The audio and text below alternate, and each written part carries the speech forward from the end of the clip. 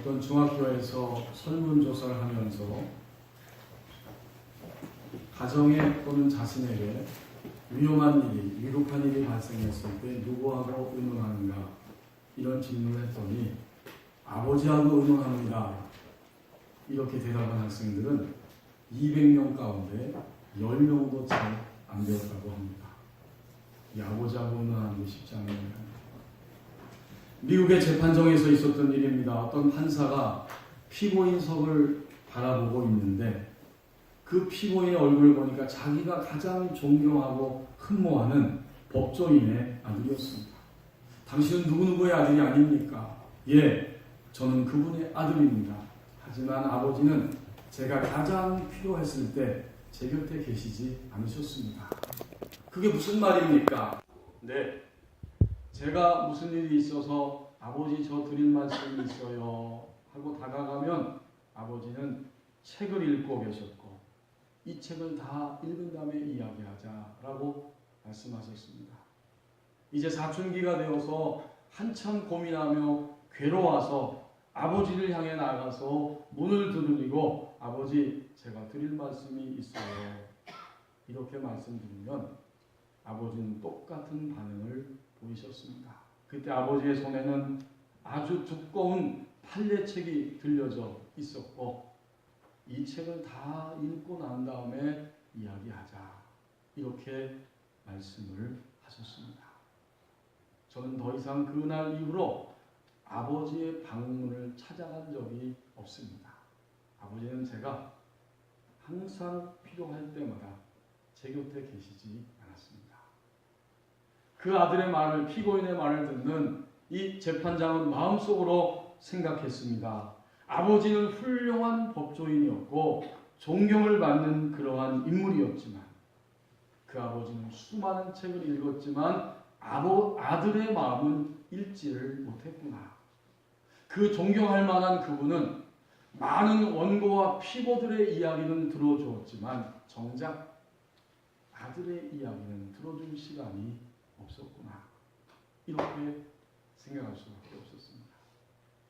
아마도 그 아버지는 자신의 그런 행동이 그 당시에 자기의 아들에게 아주 가슴 아픈 거절감의 상처를 주는 것이고 치명적인 영향력을 준다고 하는 사실을 미처 알아차리지 못했을 것입니다.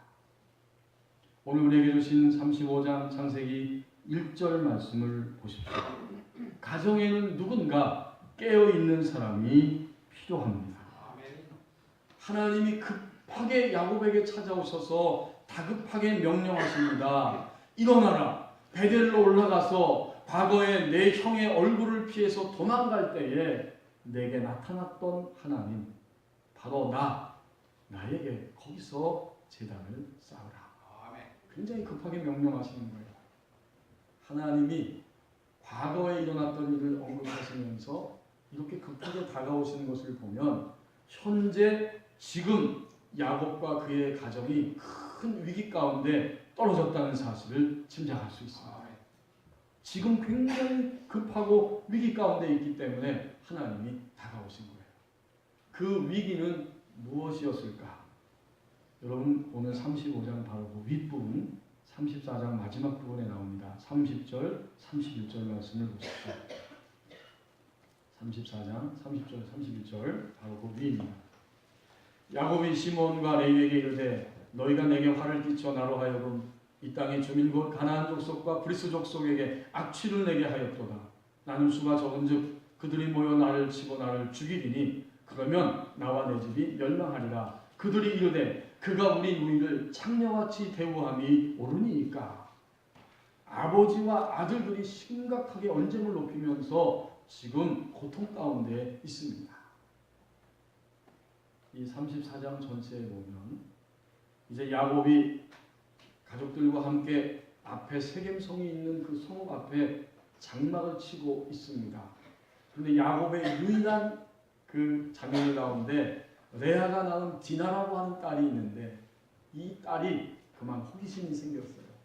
우리는 이렇게 사는데 이 처음 온 이 동네, 이 세겜 성읍의 여성들은 도대체 어떻게 살아갈까 호기심이 생겨서 그 성읍 안으로 들어갔을 때 성읍의 주권자인 하몰의 아들 추장 세겜이 그 디나를 잡아채서 강제로 데리고 들어가서 그만 성폭력을 행하게 됩니다.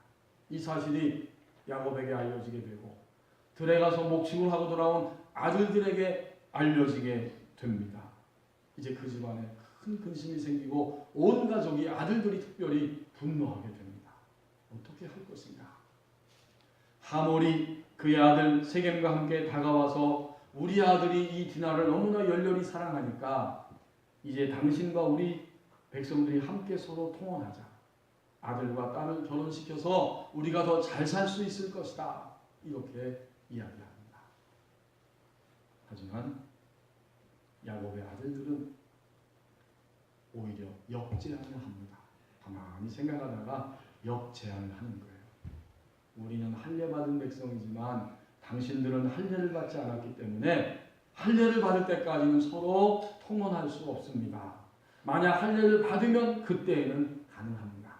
그랬더니 이 세겜 성읍의 사람들이 가만히 자기들끼리 생각해 보니까 할례만 받으면 신나는 거예요.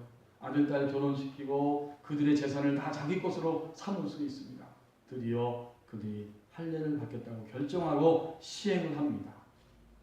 이제 할례를 모든 남자들이 다 받고 잠깐 며칠 지났을 때 가장 아플 때 이 야곱의 아들들 가운데 시므온과 레위가 하는 행동이 나타납니다. 여러분 34장 25절 말씀 그 이하를 보시겠습니다. 34장 25절 말씀.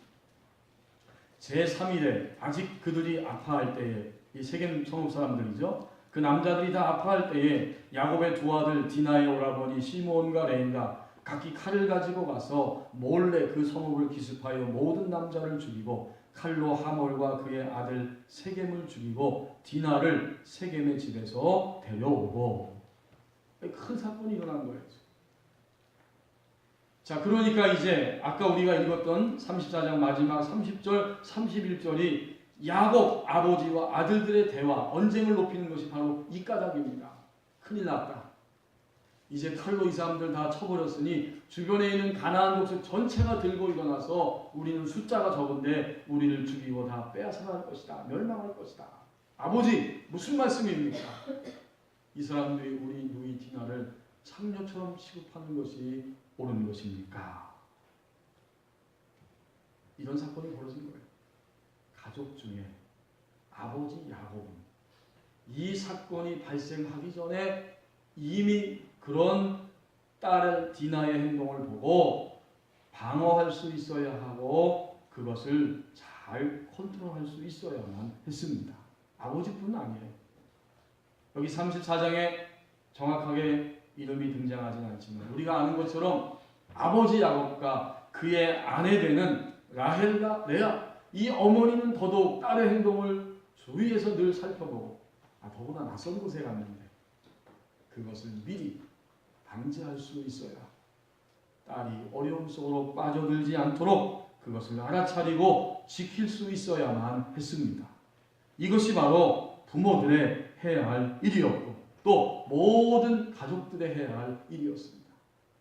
여러분 34장 앞부분에는 이 야곱이 일생 동안 짐으로 여겼던 일이 해결됐어요. 형 에서와 짐을 덜고 서로 화해하면서 이제 영적으로 충만해서 우리는 드디어 승리했다 감격하며 감사하면서 그들이 지나가고 있어야 합니다. 그 사건 이후에 더욱 깨어서 하나님의 방향을 알고 하나님의 영역을 벗어나지 아니하고 하나님의 길을 따라가기 위해서 깨어있는 가족, 깨어있는 사람이 되어야만 했습니다. 오늘 모든 가정, 그리스도인의 가정에는 특별히 누군가 깨어있는 사람이 필요합니다. 이제 1절을 다시 보십시오. 하나님과 관계 회복이 먼저입니다.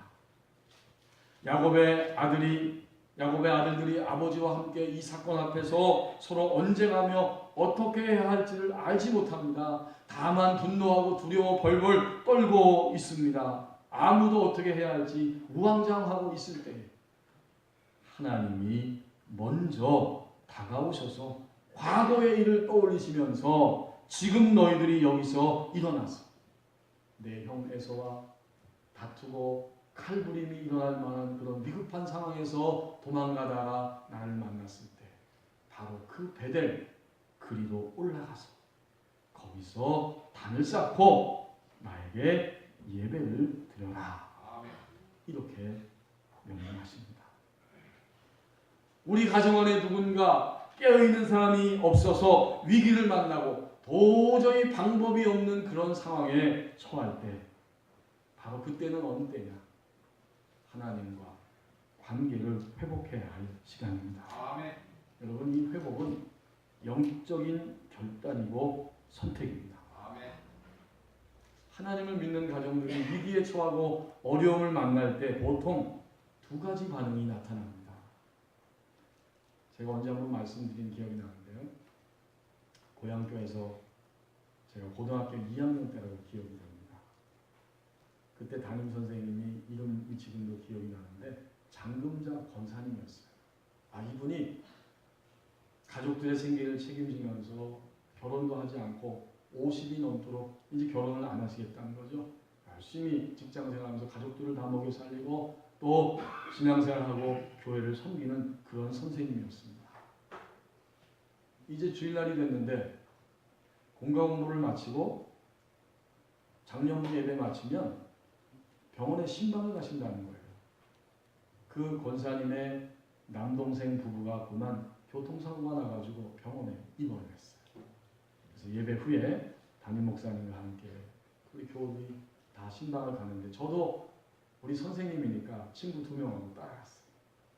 병실에 갔더니 그 선생님의 올케가 누워서 예배하는데도 눈을 뜨지 못하고 그냥 있더라고요.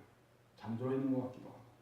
어쨌든 예배를 잘 드렸습니다. 목사님이 딱 기도가 끝나고 예배를 마치니까 잠시 후에 올케가 눈을 번쩍 뜨는 거예요. 눈을 뜨고 보니까 사람들이 많이 와 있잖아요. 눈을 이렇게 두리번두리번 갑자기 입에서 튀어나오는 소리가 내 돈가방 어디 갔지? 그 순간에 모든 분위기가 아주 싸늘해지는 것을 고등학생인 저도 느낄 수 있었어요. 그러자 그 소리를 듣고 이 선생님이 올케를 향해 말합니다. 눈을 뜨자마자 돈가방이 무슨 이야기냐. 눈을 떴으면 하나님 아버지 감사합니다. 또 눈을 떠서 두리번거렸으면 오늘 목사님과 신방원 모든 신방대원들을 보면서 감사하다고 하는 말이 튀어나와야지 돈가방이 어디 갔느냐가 무슨 소리냐. 그렇게 말했던 기억이 지금도 생생합니다. 위기를 만나고 고통 가운데 그리스도인의 가정이 떨어졌을 때에 하나님과의 관계가 더 냉랭해지고 더 무기력해지고 심지어는 하나님을 점점 멀리 떠나버립니다. 하나님의 손을 붙잡지도 않고 붙잡을 수도 없습니다. 그리스도인들도 그리스도인의 가정도 이런 반응이 나타납니다. 두 번째 반응은 위기를 만났을 때에 모든 것을 다 즉시로 멈추고 하나님을 향해 달려가는 반응이 있습니다. 아멘. 제가 박사과정 할 때에 장신대 대학원에서 박사과정 하면서 이규민 교수님이라고 하는 분한테 기독교 영성교육학 한 학기를 같이 공부한 적이 있습니다. 그분이 막 강의를 하다가 우리들이 다 목회자니까 목회에 대한 이야기를 하다가 자기 동기가 서울에 이름만 되면 알만한 그 큰 교회를 섬기고 있는데 가끔 만난다는 거예요. 한 번은 만나서 같이 식사하면서 대화를 하는데 이 교수, 내가 교회를 섬기면서 여기저기 가는 데도 많고 할 일도 많고 참 복잡한 일이 많아서 점점 피곤해지기 시작해. 그러다 보면 나도 모르게 벌써 내 안에서 화가 올라오고 까칠해지고 또 사람들을 대할 때 함부로 대하는 이런 모습이 막 내 안에서 드러나는 거야. 그러면 나도 비참해지고 나에게 그렇게 얼굴을 맞대보는 사람들도 힘들어지는 것을 내가 분명히 느끼게 돼. 그러면 어떻게 하는지 아나? 나는 모든 스케줄을 다 멈춰버리고 즉시로 조용한 장소를 향해 달려가서 거기서 하나님 앞에 1시간 반 때로는 2시간 동안 무릎을 꿇고 기도하지. 그렇게 기도하고 나면 내 무감각했던 이 영적 감각이 살아나게 되고 하나님을 바로 보게 되고 사람들을 바로 쳐다볼 수 있게 되더라고. 그래서 항상 나의 인생에서는 하나님과의 관계 회복이 가장 급선무야. 제가 그 강의 시간에 그 말을 들으면서 저것은 정말 올바른 결단이고 올바른 선택이다. 이렇게 생각했습니다. 35장 1절 말씀을 보십시오. 하나님이 먼저 다가오십니다. 어쩔 줄 몰라서 논쟁하고 우왕좌왕하고 있는 이 야곱과 그의 아들들과 가족들을 바라보면서 먼저 다가오셔서 관계를 회복하라고 말씀하십니다. 하나님이 먼저 오시는 거예요. 우리는 오늘 어떨까요? 우리 가정은 수천 년 전에 야곱에게 하나님이 먼저 다가가셨는데 오늘 우리 가정은 어떨까? 여러분, 우리 예수 믿는 가정에는 이미 예수님이 우리의 주님 되심을 고백할 때 우리 안에 하나님이 임재해 계십니다. 우리 가까이 계시고 우리를 기다리고 계십니다. 위기를 만났을 때 그리스도인의 가정은 하나님 앞에 냉담하고 하나님을 멀리하는 시간이 결코 길어지면 안 됩니다.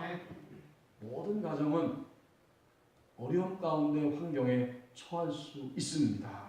그때는 하나님과 관계 회복이 먼저입니다. 2절에서 5절 말씀 보십시오.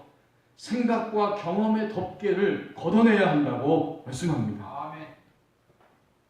이제 2절에 보니까 야곱이 놓치고 있었던 부분, 그냥 빼앗기고 눌려 있었던 부분이 나옵니다.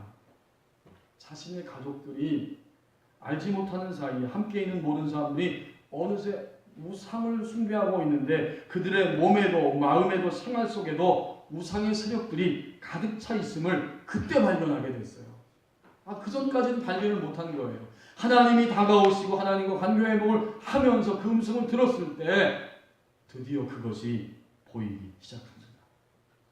형에서와 감격스럽게 만나서 화해하고 영적인 승리를 성취하고 아무 일 없이 쭉 지나가는 줄 알았는데 눈을 뜨고 보니까 이제 딸 디나의 그 가슴 아픈 사건이 터지고 보니까 드디어 자신과 가족들 안에 우상의 세력들이 가득 차 있다는 것을 인식하고 2절에 보면 명령합니다.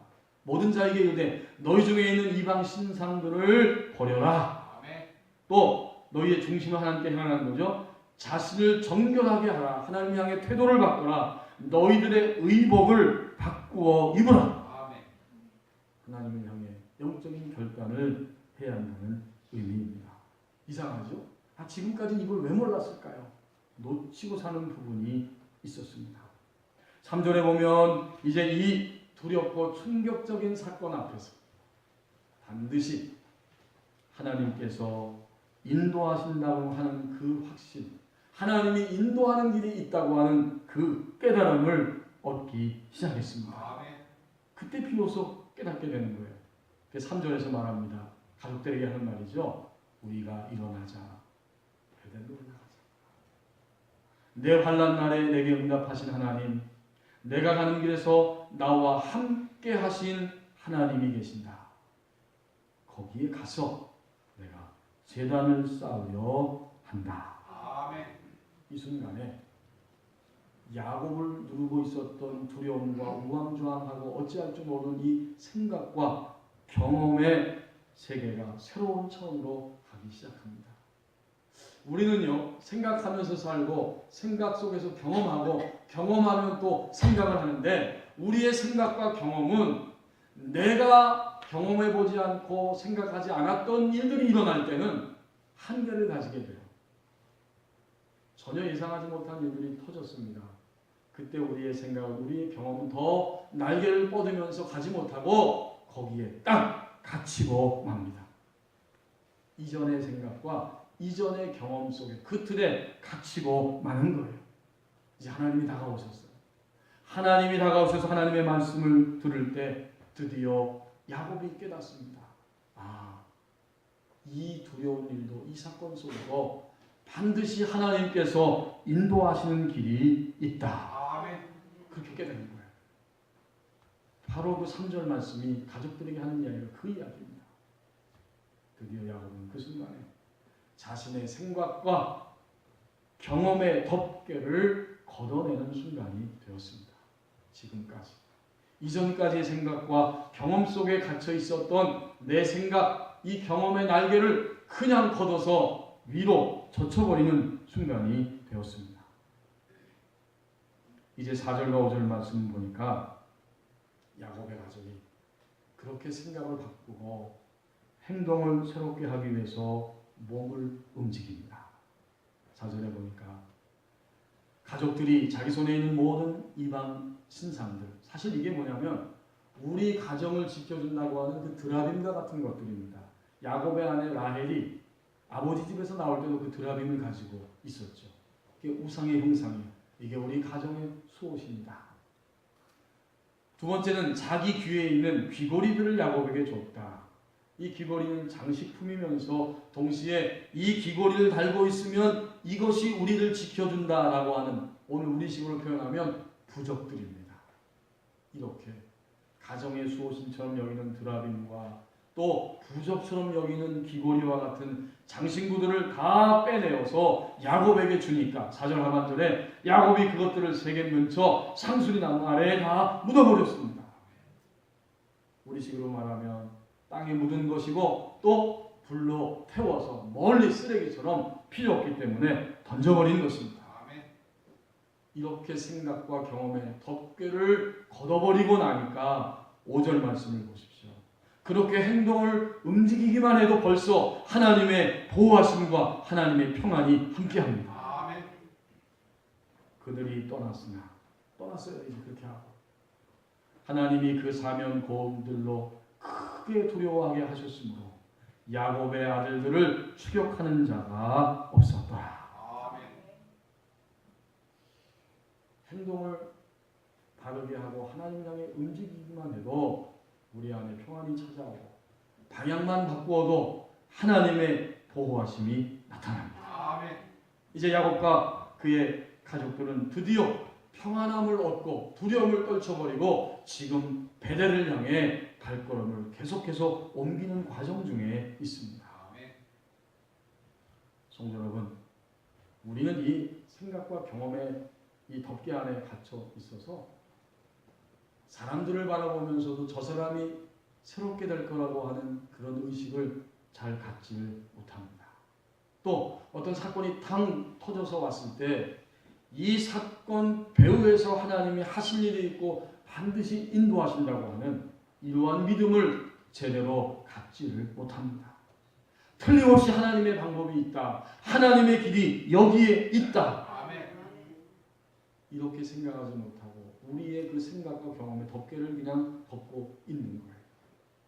그것을 벗어나기 위해서 달려가기보다는 단지 화를 내고 원망하고 힘들어하면서 움츠러들기 쉬운 것이 우리의 모습이에요. 이걸 다르게 표현하면 쓴뿌리 판단, 쓴뿌리 기대라고 하는 그러한 이야기를 할 수 있습니다. 내가 이미 쓴뿌리 경험이 있거든요. 그래서 이제는 사람을 보면서 내 남편은, 내 아내는, 이 사람은 더 이상 바뀌지 않을 거야. 쓴뿌리 판단이고 바뀔 가능성이 없어. 쓴뿌리 기대입니다. 부정적인 기대이죠. 우리가 어떤 일을 경험하고 사건이 다가올 때 이 사건은 우리를 좌절시키고 우리는 여기서 헤어나기 어렵다. 이렇게 쓴뿌리 판단과 기대를 스스로 하면서 살아갑니다. 세계 제2차 대전 때 영국에서 살고 있었던 맥스웰 화이트 목사님이 이런 간증하는 것을 제가 읽어보았습니다. 어느 날 밤에 급한 일이 있어서 그 두려움과 위기 가운데서 자동차가 있는 차고를 향해 막 달려갔습니다. 그 차고를 열고 다가가는 순간 벽에 박혀있던 그 못에 이마를 그대로 찍혀서 이마에 큰 상처가 나고 말았어요. 밤입니다. 병원을 갈 수 없습니다. 사방이 위험합니다. 이 와중에 어떻게 할 것인가? 이 맥스웰 화이트 목사님은 그 자리에서 무릎을 꿇고 예수님의 보혈의 피를 간구하기 시작했습니다. 예수님의 보혈의 피로 이 상처는 아무렇죠. 이 모든 상처와 쓰라림과 고통은 흔적도 없이 치유되어질지어다 하고 예수님의 보혈의 피를 그냥 끊임없이 기도하고 있는데 30분이 지난 다음에 보니까 그 이마에 상처의 흔적도 없이 깨끗이 치유되었다고 간증합니다. 이제 그 목사님은 평생 동안 예수님의 이 보혈의 능력이 현재적으로 역사한다는 사실을 분명하게 믿고 그리고 앞으로 전진하기 시작했을 때 단 한 번도 예수님의 보혈의 권세가 실패한 적이 없었다고 이렇게 증언합니다. 생활 속에서 전혀 예상하지 못했던 경험하지 못했던 위기 속에서 그는 자기의 생각과 경험의 덮개를 걷어내고 주님을 신뢰하면서 앞으로 전진해 나갔습니다. 생각과 경험의 덮개를 걷어내야 한다고 말씀합니다. 이제 6절 말씀을 보십시오. 가족 전체의 영성이 상승하는 기회라고 말씀합니다. 야곱과 그와 함께한 모든 사람이 가나안 땅 루스 곧 베델에 도착하게 되었다. 아니 여러분, 우리가 오늘 성경에 있는 것처럼 야곱이 두려워 떨고 염려했던 일이 일어나지 않았어요. 가나안의 모든 족속들이 쳐들어와서 우리를 빼앗고 약탈하고 우리는 끝났다 이렇게 두려워하고 있었는데 그런 일이 전혀 일어나지 않았고 온 가족, 야곱 가족 전체가 베델이라고 하는 그 지점에 무사히 도착했을 때 어떤 일이 일어났을까요? 아마도 분명히 야곱과 온 가족들은 상상의 나래를 피면서 조금 전까지 지나왔던 자신들의 생활을 생각하게 되었을 것입니다. 조금 전 우리가 그 땅 세겜성 있는 데 있었을 때 그 두려움의 상황에서 야곱 나는 무슨 말을 했는가? 아버지는 무슨 말을 했고 아들들은 어떤 행동을 했고 또 그때 어머니는 본문에 등장하지 않지만 분명히 어머니들은 더 민감하기 때문에 어떤 표정과 어떤 말들과 생각을 하고 있었을 텐데 어머니는 어떤 생각을 하고 있었을까? 더 나아가서 어려운 일을 당한 이 딸 디나는 이제는 나의 인생이 끝났다 생각하고 있었을 때 하나님의 손길이 자신을 구출해줬다고 하는 두려움 속에서 자신을 건져내줬다고 하는 이런 경험을 갖게 되었습니다. 아버지와 논쟁을 벌인 이 시몬과 레인이 어떤 생각을 했을까요? 과연 그 상황에서 우리가 이렇게 폭력을 휘두르는 것만이 유일한 방법이었을까? 뭐 이런저런 생각들을 가족들이 다 할 수 있었을 거예요. 왜요? 하나님의 손길에 의해서 무사히 그 모든 과정을 빠져나오고 하나님이 말씀하신 대로 약속의 장소에 도착하고 보니까 이제 우리의 모든 삶의 여정은 하나님의 손에 있고 하나님의 손에 이끌릴 때에 모든 것을 감당하고도 남음이 있습니다. 이런 깨달음이 왔을 때 자신들의 행동을 돌아보게 된 거예요. 이 새로운 지점에 도착해서 하나님에 대해서 자신들의 인생에 대해서 그들은 돌아보기 시작했습니다. 누구보다도 야곱은 또다시 결심하게 되었을 것입니다. 내가 앞으로 나의 인생을 살아갈 때 나의 인생은 하나님 곧 베델의 하나님 하나님의 집 안에서 거하는 삶이 반드시 되어야 할 것이다. 여러분 베델이란 말이 하나님의 집이란 뜻이죠. 항상 우리 그리스도인의 삶은 하나님의 품 안에 있고 하나님의 약속의 집 안에 머물러 있는 삶입니다. 그러므로 하나님을 놓치지 아니하고 하나님의 영역을 벗어나지 않는다면 하나님은 우리 인생 끝날 때까지 우리 인생 다 가도록 항상 인도해 주시고 항상 역사해 주시고 항상 응답해 주십니다. 누구보다도 야곱은 또다시 그날 베델의 하나님을 새롭게 만날 수 있었습니다. 야곱과 그의 온 가족이 하나님을 향한 마음과 행동이 새롭게 되는 것, 이게 영성이에요. 아멘. 다시 말씀드립니다. 영성이 무엇이냐? 많은 말로 정의하지만 오늘 본문에 의하면 하나님을 향한 마음의 중심과 행동이 새롭게 되어졌습니다. 아멘. 이 영성이 상승하는 기회가 되었습니다. 아멘. 우리가 잘 알고 있는 빙점이라고 하는 소설을 쓴 일본의 여류 작가 미우라 아야코라고 하는 여성이 있지요. 1922년에 출생했고 99년에 하나님의 부르심을 받았습니다. 그런데 이 미우라 아야코는 평생 동안 폐결핵을 몸에 달고 고통 가운데 살았다고 그래요. 한참 좋은 나이인 그 24살 때부터 13년 동안 폐결핵을 앓고 척추고량으로 침대에서 내려와 보지 못하고 요양 생활을 했다는 겁니다. 하루 이틀도 아니고 그 긴 시간. 육체의 아픔이 말할 수 없었지만 더 큰 아픔과 절망은 마음, 감정, 생각의 고통입니다. 그런데 그 요양 생활 가운데 주님을 만나게 되었고 드디어 하나님의 자녀가 되었습니다. 이제 마음의 건강이 찾아옵니다. 내가 나의 인생을 글로 표현해보리라 글을 쓰게 되었고 그 글을 써서 기독교 출판사에 보냅니다. 많은 사람들이 그녀의 글을 읽으면서 공감하고 위로와 용기를 얻게 됩니다. 어떻게 그렇게 할 수 있었을까? 그녀의 고백은 이것입니다. 나는 하나님 앞에 나의 마음을 솔직하게 고백함으로 승리의 삶을 살 수 있었습니다. 아멘. 고통 가운데에서 낫지 않는 이 질병 속에서 이 아픔 속에서 하나님의 길이 있고 하나님의 뜻이 있다는 것을 발견하고 스스로 아프지 않으며 이라고 하는 시를 썼고 그것을 즐겨 읽으면서 암송하고 하나님 앞에 감사한 마음으로 하나님을 의지했더니 매일매일 승리할 수 있었다는 고백입니다. 아멘. 그녀의 시가 있습니다. 아프지 않으면 드리지 못할 기도가 있다. 아프지 않으면 듣지 못할 말씀이 있다. 아프지 않으면 접근하지 못할 성전이 있다.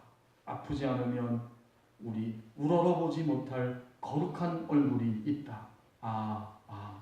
아프지 않으면 나는 인간일 수 없다. 아멘. 가족 중에 사실 누군가 아프고 고통과 위기가 찾아오면 그 한 사람만 아픈 것이 아니라 가족 전체가 아픕니다. 아멘. 그런데 그리스도인의 가정은 그 위기와 아픔 가운데에서 하나님을 대면하고 하나님의 임재 속으로 들어가는 시간이 되어야 합니다. 아멘. 종종 말씀드리는 표현대로 인생 전체를 걸고 아주 진지하게 하나님을 대면하는 시간입니다. 아멘. 이제 오늘 우리 가정은 지금까지 살아오면서 여러 가지 다양한 길들을 경험하며 걸어왔습니다. 지금도 우리는 길을 걸어가는 중에 있습니다. 아멘. 누군가 깨어있는 사람이 필요합니다. 아멘. 하나님과 관계해오기 먼저입니다. 아멘. 생각과 경험의 덮개를 걷어내야 한다고 말씀합니다. 아멘. 가족 전체의 영성이 상승하는 기회라고 말씀합니다. 아멘. 야곱의 가정이 통과하는 길, 우리 가정도 그 길을 지나가야 하고 반드시 통과해야 합니다. 아멘. 이제 우리